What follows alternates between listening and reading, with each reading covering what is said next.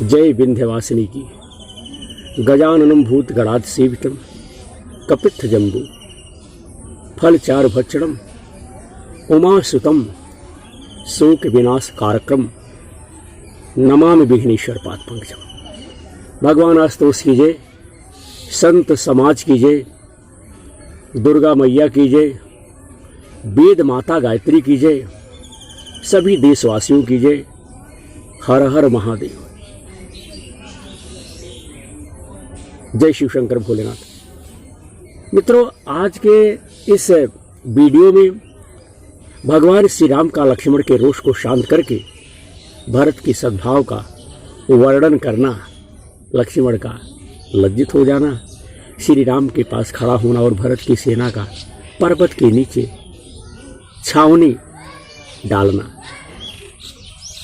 आज के 97 सर्ग में मित्रों, मेरे बंधुओं, मेरे भाइयों, हम भगवान की चर्चा को श्री गणेश कर रहा हूँ, शुभारंभ कर रहा हूँ, चालू कर रहा हूँ, प्रारंभ कर रहा हूँ, जो सबके कल्याण के लिए, सबके उद्धार के लिए, सबके मुक्ति मार्ग के लिए। जीवन में अगर आप प्रसन्न रहेंगे तो आपका दिमाग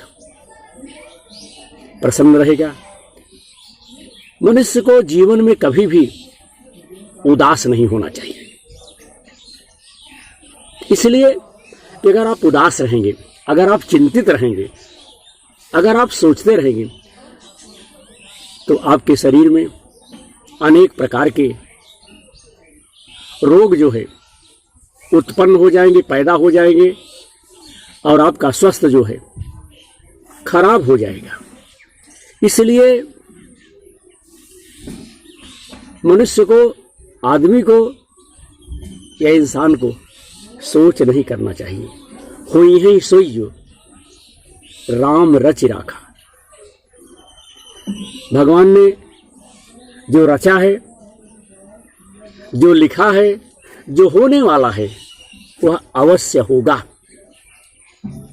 हुई है सोई जो राम रचि राखा, और को करी तर्क बढ़ावे शाखा। तर्क वितर्क काहे को करना? तर्क वितर्क करने से क्या मिलेगा? कुछ भी प्राप्त होने वाला नहीं है। जो होना है वह हो के रहेगा। जो आपको मिलना है, जो आपको मान सम्मान धन दौलत यश आपको प्राप्त होना है, आपको मिलने वाला है, आपको मिलेगा, उसे कोई छीन भी नहीं सकता। वह आपके पास स्वयं चल करके, जिस प्रकार से भैया लोग एक जगह से दूसरे जगह पे जाते हैं, आते हैं, उसी प्रकार से जो आपके भाग्य में है वह आपको अवश्य मिलेगा। सब परम पिता परमेश्वर के ऊपर, विधाता के ऊपर, भगवान के ऊपर छोड़ दीजिए। जो भी कुछ करेगा हमारा परम पिता, हमारा ईश्वर बढ़िया करेगा। हमें चिंता नहीं करनी है, हमें केवल भगवान की भक्ति करनी है, भगवान में अनन्य प्रेम रखना है। हमें कौन सा कष्ट है, हमें कौन सी बीमारी है, हमें किस प्रकार का दुख है, सब परम पिता सही करेगा, सब ठीक कर देगा। इसलिए कि परम पिता परमेश्वर को सब कुछ विदित है, सब कुछ जानकारी है कि हमारे शिष्य को किस चीज की आवश्यकता है, हमारे शिष्य को कौन सा कार्य जो है वह रुका हुआ है, रुकने जा रहा है।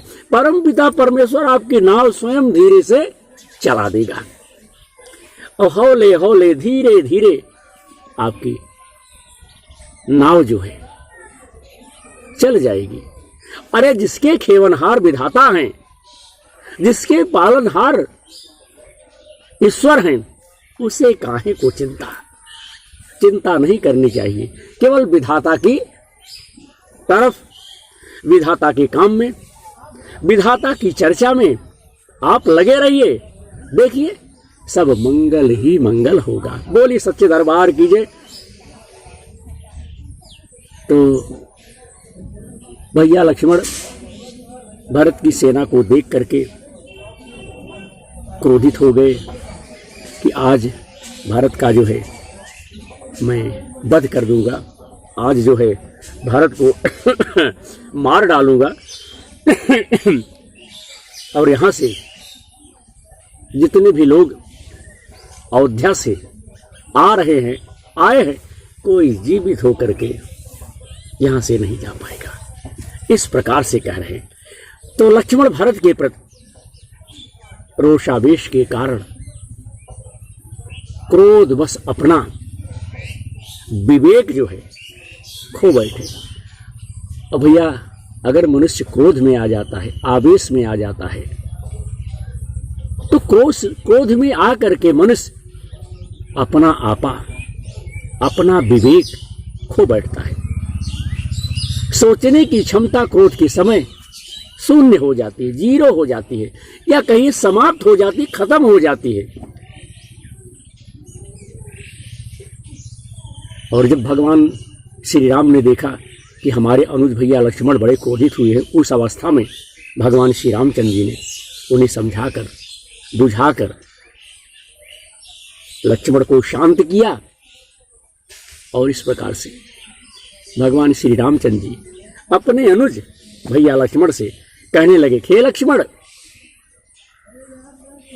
महाबली महान उत्साही भरत जब स्वयं हमसे मिलने के लिए यहां आ गए हैं, चित्रकूट पे आ गए हैं, तो भैया यहां पर जब हमसे स्वयं मिलने के लिए आ गए हैं, तो यहां तलवार और ढाल लड़ाई झगड़ा करने की क्या आवश्यकता है, क्या जरूरत है। जब स्वयं भरत हमसे मिलने के लिए चित्रकूट आ गए हैं, तो धनुष बाण लड़ाई करने से कोई फायदा नहीं होने वाला है। हे लक्ष्मण, पिता के शक्ति की रक्षा के लिए प्रतिज्ञा करके यदि मैं युद्ध में भरत को मार करके और उनका राज्य हम छीन लें, भरत का वध करके अगर हम उनका राज्य छीन लें, तो संसार में मेरी निंदा होगी, मेरी बुराई होगी, लोग मेरी आलोचना करेंगे कि पिता ने इन्हें वनवास दे दिया, तो इन्होंने लालच में अपने अनुज भरत का वध कर दिया। भगवान श्री रामचंद्र जी की निंदा होगी। फिर उस कलंकित राज्य को लेकर के भैया लक्ष्मण मैं क्या करूंगा, है? जब सब कलंक लगा देंगे तो मैं उस राज्य को लेकर के क्या करूंगा। अपने बंधु बांधवों या मित्रों का विनाश करके, अपने भाई बंधुओं को मार करके, उनकी हत्या करके, जिस धन की प्राप्ति हो, अपने परिवार के सदस्यों को मार करके, हत्या करके, उन्हें समाप्त करके जिस धन की प्राप्ति हो, जो धन हमें या आपको मिले, वह तो विष मिश्रित भोजन के समान हमेशा त्याग देने योग्य है। अरे अपने भाई बंधुओं को मार करके हम और आप धन अर्जित कर ले तो कोई बड़ा अच्छा कार्य है? कुछ भी कार्य अच्छा नहीं है। हर तरफ से निंदित है, हर तरफ से बुराई के योग्य है। और ऐसे राज्य को हे लक्ष्मण मैं कदापि, मैं किसी भी हालत में ग्रहण नहीं करूंगा, प्रयोग नहीं करूंगा, उपयोग नहीं करूंगा। हे लक्ष्मण, मैं तुमसे प्रतिज्ञा पूर्वक कहता हूं, मैं तुमसे कसम खा के कहता हूं कि धर्म, अर्थ, काम और पृथ्वी का राज्य भी मैं तुम्ही लोगों के लिए चाहता हूं, हमको नहीं चाहिए। मैं चाहता हूं कि आप सब अच्छे से रहें। हे सुमित्रा कुमार, मैं भाइयों के संग्रह और सुख के लिए ही, भगवान श्री राम कह रहे हैं कि मैं भाइयों के संग्रह और सुख के लिए ही राज्य की इच्छा करता हूं। और इस बात की सच्चाई के लिए मैं अपना धनुष जो है छूकर शपथ खाता हूं। हे सौम्य लक्ष्मण, समुद्र से घिरी हुई यह पृथ्वी मेरे लिए दुर्लभ नहीं है, परंतु मैं अधर्म से इंद्र का पद पाने की इच्छा नहीं कर सकता। अधर्म से, अगर अधर्म करके हम इंद्र की पदवी पा जाए तो हमें यह भी अच्छा नहीं है। हे मानद, भरत को, तुमको और शत्रुघ्न को छोड़कर यदि मुझे कोई सुख मिलता है तो उसे अग्रदेव जलाकर भस्म कर डाले। भरत, तुम, शत्रुघ्न, इन तीनों को छोड़ करके जो मुझे कोई सुख मिलता है तो उसे अग्निदेव जला करके भस्म कर दे। जय हो भगवान। हे वीर पुरुष प्रवर, भरत बड़े भातृ भक्त हैं, भाई के भक्त हैं, भाई के सेवक हैं, वे मुझे प्राणों से बढ़कर भी प्रिय हैं। मुझे तो ऐसा मालूम होता है, भरत ने अयोध्या में आने पर जब सुना होगा कि मैं तुम्हारे और जानकी के साथ जटा वल्कल धारण करके वन में आ गया, तब उनकी इंद्रियां शोक से व्याकुल हो उठी है और वे कुलधर्म का आचार विचार करके अस्नेह हृदय से हम लोगों से मिलने के लिए आए हैं। हमें तो ऐसा व्यतीत हो रहा है, इन भरत के आगमन का इसके सिवा दूसरा कोई और उद्देश्य नहीं हो सकता। हमसे और आपसे मिलने के लिए, मुलाकात करने के लिए, भेंट करने के लिए भरत आते हैं, आ रहे हैं, और दूसरा कोई प्रयोजन नहीं हो सकता। माता कैकेयी के प्रति कुपित हो, उन्हें कठोर वचन सुनाकर और पिताजी को प्रसन्न करके श्रीमान भरत मुझे राज्य देने के लिए आए हैं। बार भगवान, भारत का हम लोगों से मिलने के लिए आना सर्वदा समयोचित है। वे हमसे मिलने के योग्य है और हम लोगों का कोई अहित करने का विचार तो वे कभी मन में कर ही नहीं सकते। भरत कभी भी अपने मन में हम सब के खिलाफ कोई कार्य कर ही नहीं सकते। भरत ने तुम्हारे प्रति पहले अब कौन सा अप्रिय बर्ताव कर दिया जिससे आज तुम्हें उनसे इस प्रकार से, इस तरह से भय लग रहा है और तुम उनके विषय में इस तरह की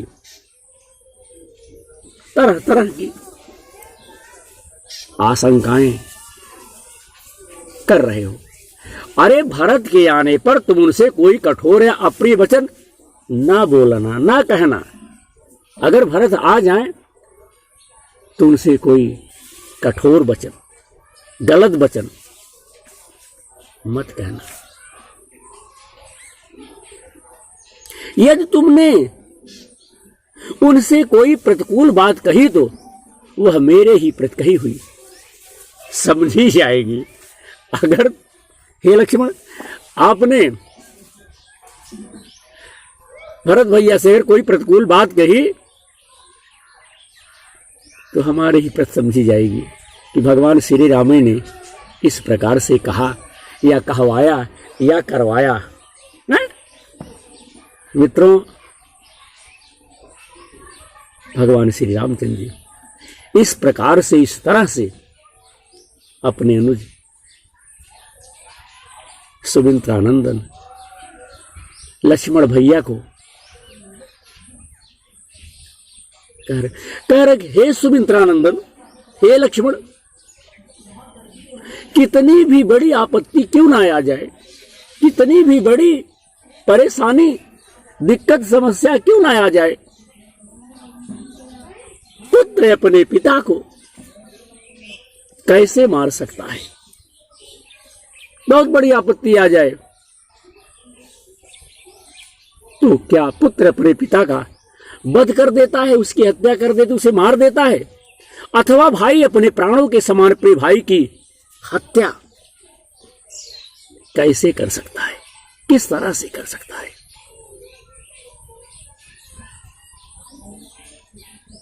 यदि तुम राज्य के लिए इस प्रकार की कठोर बात कहते हो तो मैं भरत से मिलने पर,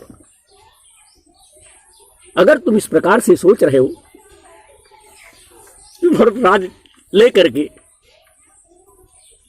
और हम सबकी हत्या करने के लिए आए हुए हैं, तो मैं भरत से मिलने पर मैं स्वयं भरत से कह दूंगा कि हे भैया भरत, यह राज्य जो है आप सुमित्रानंदन को, लक्ष्मण जी को दे देंगे, दे दीजिए।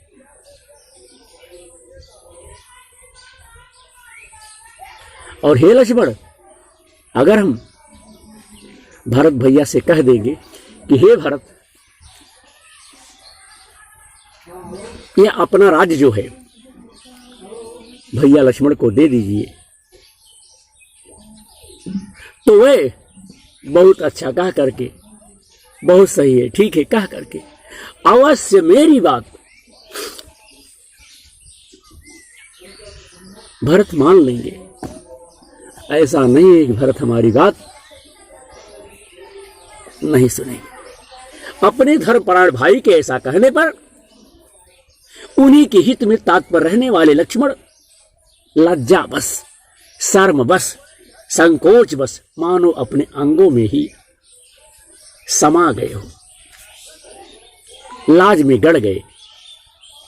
श्री राम का पूर्वोक्त वचन सुनकर लज्जित हुए लक्ष्मण ने कहा कि भगवान श्री रामचंद्र जी इस प्रकार से मित्रों कहने लगे कि आपको राज हम दे देंगे, तो लक्ष्मण शर्मा गया, वो लाज में उड़ गए, लाज में धंस गए। श्री राम की बात सुनकर के लज्जित हुए लक्ष्मण ने कहा, हे भैया, मैं समझता हूं हमारे पिता महाराजा दशरथ, हमारे पिता महाराजा दशरथ आपसे स्वयं मिलने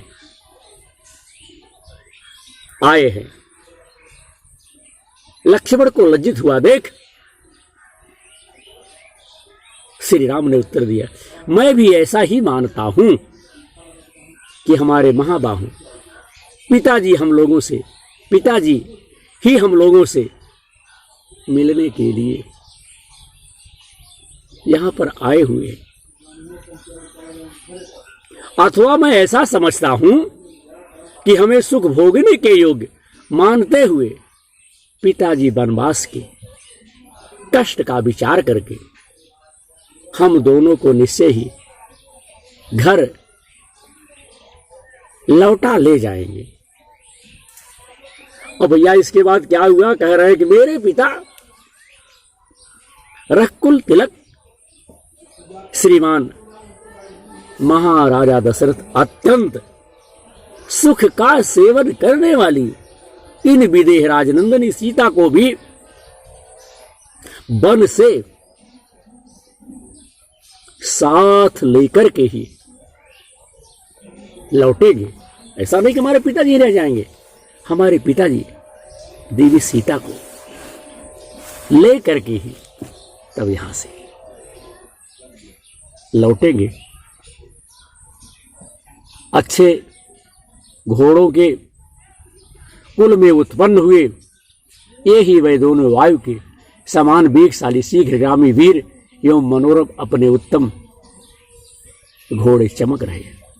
परम बुद्धिमान पिता की सवारी में रहने वाला यह वही विशाल काय शत्रुंजय नामक बूढ़ा गजराज है, जो सेना के मुहाने पर झूमता हुआ चल रहा है। हे महाभाग, परंतु इनके ऊपर पिताजी का वह विश्वविख्यात दिव्य श्वेत छत्र जो है वह मुझे दिखाई नहीं दे रहा है कि कहां है। जो शत्रुंजय नामक बूढ़ा गजराज है, जिसके ऊपर विश्वविख्यात श्वेत छत्र जो है लगा रहता था, हे लक्ष्मण, हे भैया, आज वह दिखाई नहीं दे रहा है। इससे मेरे मन में शंका संशय जो है उत्पन्न होता है, शंका पैदा हो रही है। हे लक्ष्मण, अब मेरी बात मानो और पेड़ से नीचे उतर आओ, चले आओ। धर्मात्मा श्री राम ने सुमित्रा कुमार लक्ष्मण से जब ऐसी बात कही, तब युद्ध में विजय पाने वाले लक्ष्मण उस साल वृक्ष के अग्र भाग से उतरे और श्री राम के पास हाथ जोड़कर खड़े हो गए। भगवान श्री रामचंद्र जी के पास भैया लक्ष्मण जो है भैया खड़े हो गए। इधर भरत ने सेना को आज्ञा दी कि यहां किसी को हम लोगों के द्वारा बाधा नहीं पहुंचनी चाहिए। उनका यह आदेश पाकर समस्त सैनिक पर्वतों के चारों ओर नीचे ही ठहर गए, रुक गए। उस समय हाथी, घोड़े और मनुष्यों से भरी हुई इक्ष्वाकु वंशी नरेशों की वह सेना उस पर्वत के आसपास 150 योजन, लगभग 6 कोस भूम घेर कर अपना पड़ाव, अपना डेरा डाल दिया। लगभग मित्रों 6 कोस चित्रकूट में उस कामतानाथ कामदगिरी के नीचे डेरा डाल दिया गया। सारे लोग वही अपना अपना निवास स्थान जो है भैया बना दिए। तो नीति के भारत धर्म को सामने रखते हुए गर्व को त्याग कर, घमंड को त्याग कर, अभिमान को त्याग कर, रघुकुल नंदन श्री राम को प्रसन्न करने के लिए जिसे अपने साथ ले आए थे, वह सेना, वह सब अयोध्यावासी चित्रकूट पर्वत के समीप बड़ी शोभा पा रहे थे। भगवान ऊपर थे, कामतानाथ के वो जो पर्वत है चित्रकूट, उसके ऊपर थे, और उसके नीचे नीचे बहुत से लोग डेरा डाल दिए। तो ये तो था मित्रों भक्ति संगीत का दैनिक कार्यक्रम, आराधना। जो कुछ परेशानी, दिक्कत, समस्या उत्पन्न हो जाने के कारण मित्रों भगवान की चर्चा जो है लाइव प्रसारण इस समय नहीं हो पा रहा है।